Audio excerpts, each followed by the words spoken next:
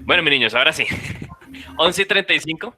5 minutitos son más que suficientes para que los muchachos vayan llegando. Si esto fuese la clase, entonces ya los que lleguen a partir de ahora tendrían ley, ¿no? Entonces vamos a primero darle respuesta a este ejercicio. Entonces, este es un ejercicio tipo Saber 9. Ustedes ya presentaron esta prueba, el mock Saber 9, pero el oficial creo que no lo han presentado. Entonces la idea es que, bueno, sigamos preparándonos, ¿está bien? Los que tengan el micrófono abierto, apáguenlo, porfa, a menos que vayan a hacer alguna pregunta. Bueno, entonces dice, primero que todo vamos a mirar el chat. ¿Qué piensa el chat? Escriban en el chat, por favor, la respuesta. ¿Ustedes qué piensan que es la respuesta? A ver, tengo varios... Uy, fama, chicas. Bueno, tengo, hasta el momento todos han escrito Bs. Tengo 15, 16 respuestas de Bs. Muy bien. Pues otra vez, Sara Sofía Rodríguez, muy bien, B. María José, María Paz Penagos, muy bien, B. Daniel Osorio, Fe, B. Muy bien, mis niños. Excelente, pues sí, sí era la B. Listo, es esta que está acá, la B. ¿Cómo haces para saber? Muy fácil, mira, esta es el desdoble, digamos, de la figura y te das cuenta que el cuadradito tiene dimensiones 10 por 10. Entonces eso es una pista grande para saber cuál de las de acá puede ser la respuesta. Entonces, cuadrado, la parte que sea cuadrada, tiene que tener 10 por 10. Entonces, bueno, este es un cuadrado, pero tiene 20 por 20, entonces esta no nos sirve, ¿no? Este sí, porque tiene la parte cuadrada. Mira que esta es una parte que no es cuadrada, ¿no? Este es más bien un rectángulo. Este tiene un lado de 20, pero este sí es cuadrado y tiene un lado de 10 por 10. Entonces este puede ser, ¿no? Miremos igual todo, no desea que la hayamos embarrado. Esta tiene una cara que parece ser cuadrada, pero es de 20 y la altura, esta también sería otros 20, entonces esta no nos sirve. Y esta de acá, pues yo no sé por qué pusieron como ese plano al fondo, pero no importa, esto de entrada pareciese que no tiene caras de cuadrados, mentira, la de arriba parece que es un cuadrado, ¿no? Mira, tiene 20 de este lado y tiene 20 también de acá, entonces esta también. Pero es 20 por 20, la idea es que sea 10 por 10. Entonces la respuesta sería la B. Muy bien, mis niños, excelente, muy bien. Vamos ahora sí a empezar la clase y como la vamos a hacer eh, como la temática ya no es de saber 9 es en español, pero como la temática es en inglés, pues entonces vamos a pasar en inglés, ¿listo? Déjenme un momentito, por favor. Diapositiva, aquí está. Okay, roots and radicals. You guys saw this, I don't know when, maybe in 6th grade, maybe in 7th grade. I'm gonna go ahead and switch the presentation just like we if we were in the classroom. Um, so if you have any doubts, you just need to go ahead and turn on the mic and ask me, because right now I cannot see the chat. All right. So if you ask in the chat, I'm not gonna answer. Sorry. You can just turn on the mic, and that way I'm gonna hear what you're saying, and then I can answer the question. All right. So let's begin with the definition. What is a to the n? That is how you read it. A to the n. A to the n means a elevated to the power of n. And what that means is you're going to multiply the a by itself n amount of times. So here's some example. Maybe this will explain it better. 3 to the 1, that will be, you multiply the 3 by itself just one time. So you only put it once. Here you're going to put the a n amount of times multiplied. So since the exponent is 1, you're just writing the 3 once, right? Second example. Here, 4 times 5 to the 2, 5 to the second power. So in this case, it'll be 4 times 25. Why 25? Well, because this is 5 to the second power. 5 to the second power, following our definition, will be 5 by 5, 2 times. Because the exponent, n, the exponent is a 2. So 5 by 5. This will be 25. 4 times 25 is 100. This example is really good, really interesting, because you can see you can multiply a power by any number, right? Let's go with the second one, the third one, sorry. Negative 2 to the fourth power. What is this? All right, so this is negative 2 by itself 4 times. So negative 2 times negative 2 times negative 2 times negative 2. Just by the numbers, you can see 2 by 2 by 2 by 2, that'll be 16. And what about the negative? Well, as I said at the beginning, negative 2 by negative 2 by negative 2 by negative 2. That means the negative is going to be multiplied 4 times. Since the negative is multiplying 4 times, you get it as a positive, right? Which is entirely different from having this negative 2 to the fourth. Look at this. What would you say is the difference between the third example and the fourth example? What would you say is the difference? I'm going to let you think a little bit. All right, the difference is pretty simple, right? You can see it right there. Is the parentheses. Example 3 has parentheses and example 4 doesn't have parentheses. And the parentheses, what it does is it groups things. So in the third example, you can see the negative 2 is being elevated to the fourth power. So you are going to multiply negative 2 by negative 2 by negative 2 by negative 2. In this case, in the fourth example, in example number 4, there is no parentheses, so you're not grouping anything. Only the 2 is being elevated to the fourth power. In this case, these will be 2 by 2 by 2 by 2. And then a negative which is laying around. All right? The exponent is extremely important when you talk about exponents. If you put a parenthesis, then the exponent applies to everything inside the parenthesis. That includes operations and signs. If you don't put a parenthesis, then the exponent is not applied to just it's only applied to the number, all right? In this case, the last one, it'll be negative 16. All right, let me see. I can hear a lot of questions, a lot of things in the chat. Yeah, but I can hear you. I can see the chat, guys. So again, if you have any questions, you just let me know, all right? So far, is this good? Can you guys see the presentation with me? Are you guys hearing my voice correctly? Yes. Okay, thank you. Whoever that was who spoke, thank you. Appreciate it. Thank you. All right, let's continue. By the way, you can do this in your computer if that's what you want to, right? You don't need to be here with me by this moment, right? You can do this at your own pace, all right? All right, let's continue. Some two more definitions about exponents. All right, the first definition will be whenever you have a, sorry, this is a mistake. Whenever you have a to the 0 to the power of 0, this will be 1, right? Whenever you have a to the power of 0, it'll be 1. This means any number elevated to the power of 0 will give you 1. So 3 to the 0, that is 1. 5 to the 0, that is 1. 100 million to the 0, that is 1. Everything, even variables, x to the 0 is 1. X plus y, all of that to the 0, that is 1. Everything to the 0 is 1. This is the first property. The second one is what happens when you have an exponent that is negative, a negative exponent. How can you work with something like that? All right, that's pretty easy.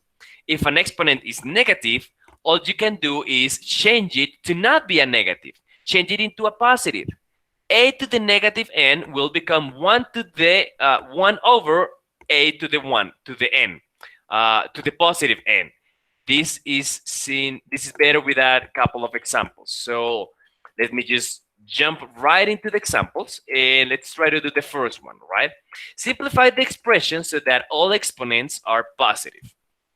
By a, I mean the first one, and the solution will be something like this.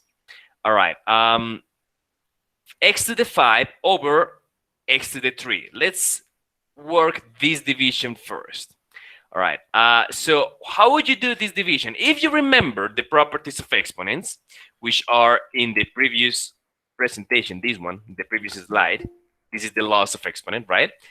If you remember your laws of exponents, you know that when you are dividing powers that have the same base, you can just leave the base and subtract the exponents.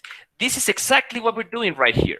Since we have x to the 5 and x to the 3, the division of powers have the same base. Look at this, the base is x and the base is x, so they are the same base. What you can do is just leave the same base, x, and then subtract the exponents, 5 minus 3, right? Same can be done with the y's. Y to the negative 2 over y. Since the y in the denominator doesn't have any exponents, we can assume the exponent is a 1. It is implicit. I'm sorry, implicit. The 1 is right there, right? You cannot see it, but it's right there. So how would you solve this? Exactly the same. It is a division of exponents and they have the same base. Division of powers, sorry, and it have the same base. So you're gonna leave the same base, y, and subtract the exponents. -2 minus, and then the 1 that is right there that you cannot see it, right? -2 minus 1. You can do the subtraction, so 5 minus 3 will be 2, and -2 minus 1 will be 3. And this is what I mean by having an exponent negative. We mathematicians, we don't like that. We don't like to work with negative exponents. Sometimes we have to, but whenever we can, we try not to work with them. So we wanna change the exponent that is negative. We wanna change it into not being negative, into a positive. How? All right. So taking the first property, the second property, sorry, this one. Whenever you have an exponent that is negative, you can just change the whole power into the denominator, and then the exponent will be positive. So a to the negative n will go down to the denominator and become a to the power of n. This is exactly what we're doing right here. Y to the power of -3, the power is negative, right? Has a negative exponent. So I want to change it, and I'm going to change it to the denominator. The y goes down, the 3 goes down, but the minus disappears. The minus is now a positive. So x to the 2 over y to the 3. This will be the final answer, right? Let's go with the second one, B. So question B, again, it says simplify the expression so that all the exponents are positive. So we have x to the 3 over 3 times y to the -1, and all of that, look at the parentheses, all of that is being raised to the negative second power, -2, right? So the first thing we need to remember is that since these have a parenthesis, since this power has a parenthesis in the base, that exponent is being applied to everything inside the parenthesis, everything. So it's gonna be applied to the numerator and the denominator, right? This is how I apply it. How do we make it so that this -2 is applied to the denominator? How? Well, that is one of the properties that hopefully you guys remember in the laws of exponents. This one over here, where is it? Is this one over here.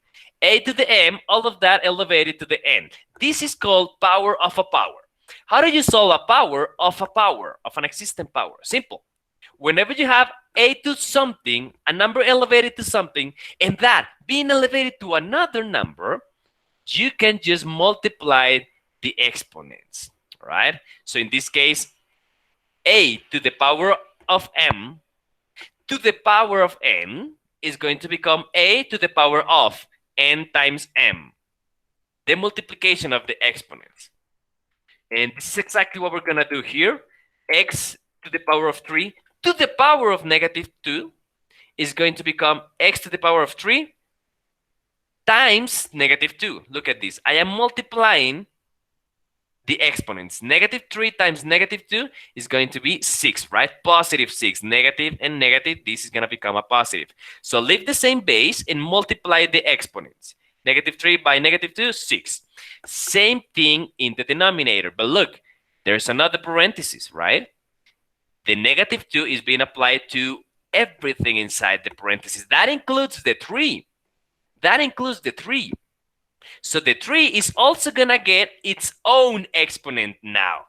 3 elevated to the power of -2. 3 to the -2 is right there. And then the y has its own its own exponent. So that exponent is going to be multiplied by the new exponent, right? So -1 by -2, this is +2. So there you have it right there, right? The final solution, look at this. We have an exponent that is negative. So how do we get rid of this? Again, simply by switching the power from position. So in this example, in the previous example, in example A, look at this. The y to the -3, this was in denominator. We want to pass it to the denominator to make it positive. In this one, since the negative exponent is in the denominator, I want to change it to the numerator, to up. I'm going to put it up so that the exponent is now positive, because we don't know how much is 3 to the negative 2. We don't know that.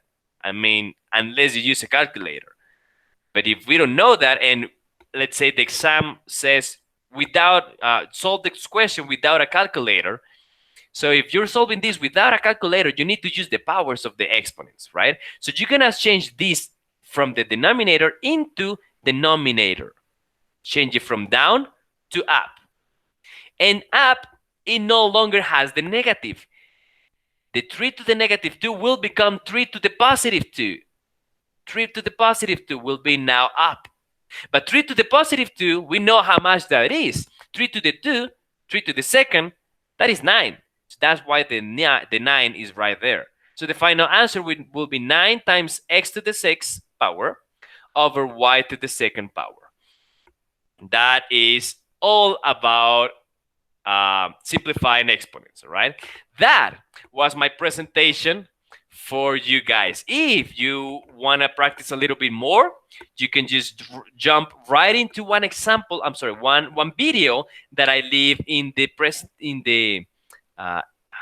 document that I send you, in the PDF document that I send you. There was a video right there in case you want to practice a little bit more. But you can just jump right into these exercises. Page 27, in the exercises are from 73 to 94. In case you have any doubts, guys, you can always ask me and I'll do it in the board for you, all right? So please jump into those. And if you have any questions, write in the chat. Now I'm looking into the chat now, or you can just open the mic and ask me the questions.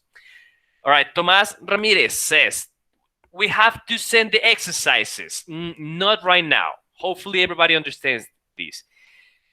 These exercises are the classwork. Remember that we have a grade called the classwork, and that classwork was the amount of stamps you get, right? Remember that? Okay, so in the past, when we were in class, I gave you stamps for each exercise that you solved. Unfortunately, I cannot give you stamps right now because I'm not looking at you, right? I don't have your notebook present. But you are doing some classwork. Right now, this is our class, and you are doing these exercises. You are doing from 73 to 94. So you are doing some exercises, right? Those are going to be the classwork activities. Eventually, not right now. So Tomas Ramirez, no, you don't have to send those exercises right now. No. At the end of the class, no, you don't have to. But eventually, I'm going to ask you to send those exercises to me. I'm gonna, I don't know, open a drive, a Google Drive folder. I don't know. I haven't figured it out, to be honest.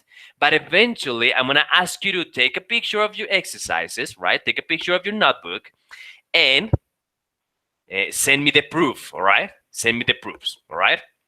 But eventually, okay. So far, what I want you to do is just work on these exercises. And if by working on the exercises, you happen to have any doubts, you write in the chat. In the chat, you said, teacher, I was doing exercise 73, 74, 90, whatever. And I couldn't, teacher. Can you help us? And I'll do it in the board, all right? Jose Ricardo Ramirez, the doubts will be solved by email. No, Jose, no. Richie, no. The email is just for us to send documents that you need me to take a look at, or for me to send you instructions. No, the doubts will be solved immediately, all right? If you happen to have any doubts right now about the exercises, let's say you're solving exercise 73, and you have no idea how to do it. Honestly, you don't know how to do it. So you write it in the chat, or you open the mic and say, teacher, I couldn't do exercise 73. Can you help us? All right? And I'll do it in the board. For those of you who are with me for the first time, I have a board. Look at that. I have a board. So in case you have any doubts, you can just ask me. I'm going to erase that board because this is from the class of 10th grade, right? So I'm going to erase this board. And if you have any doubts, just let me know, all right? I'm going to stop the recording right now, and I'm going to begin a new recording whenever you guys have any doubts. Does that sound good? Please, if you understand what I just said, write yes in the chat. Carlos Isasa, Sara Lucia, yes, yes. All right, thank you guys. Thank you. Appreciate it. Thank you. You don't have to be here though. If you feel like you understood everything, if you feel like you know everything and you can work by yourself, you can just leave the room. That is okay, and come back whenever you have a doubt. Or you can stick around and stay here. Maybe you can work with a partner. I don't know. As you wish, all right? I'm gonna be here with you. I'm gonna mute the mic, but remember, I am here in case you have any doubts. See, you know what, guys?